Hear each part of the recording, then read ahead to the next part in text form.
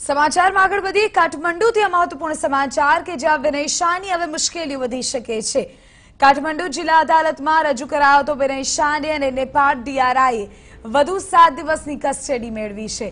વિનય અને ચંદાના નામે થયેલા બેંક ટ્રાન્ઝેક્શનની વિગતો માંગી છે તો નેપાળ ડીઆરઆઈએ નેપાળની રાષ્ટ્ર બેંકને પણ પત્ર લખ્યો છે।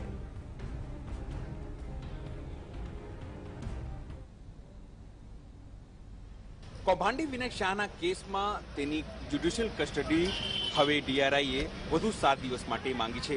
અદાલતની અંદર જે ડીઆરઆઈએ પોતાની દલીલ રજૂ કરી અહીં કાઠમંડુની કોર્ટમાં તેમાં કહેવામાં આવ્યું છે કે 1 વર્ષમાં તે કેટલી વખત નેપાળ આવ્યો છે તેની વિગત તેઓએ એરપોર્ટ ઓથોરિટીથી માંગી છે।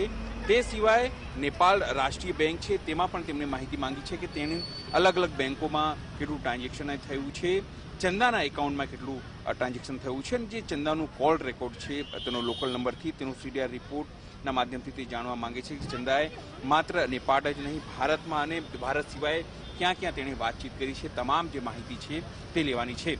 આમ તો અધિકારીઓની માનીએ તો સ્પષ્ટપણે કહેવામાં આવી રહ્યું છે કે તે માની ગયા છે કે વિનય શાહ જે છે એ મોટો કૌભાંડી છે અને ચંદા એની મુખ્ય એજન્ટ અહીં હતી અને એટલા માટે હજુ પણ તેની 7 દિવસ માટેની જે કસ્ટડી છે તે વધારાઈ છે અને હજુ 1 મહિના સુધી કમસે કમ તેની કસ્ટડી રાખવાની જે અરજી છે તે ડીઆરઆઈ નેપાળે અરજી હાલ તો કરી છે જેથી જે અને એમનું કહેવું છે કે જે કોર્ટ છે તે પણ હવે કન્વિન્સ થયું છે। કેમેરા પર્સન દીપક સિંહ સાથે અહીં પટેલ, TV9 કાઠમંડુ, નેપાળ।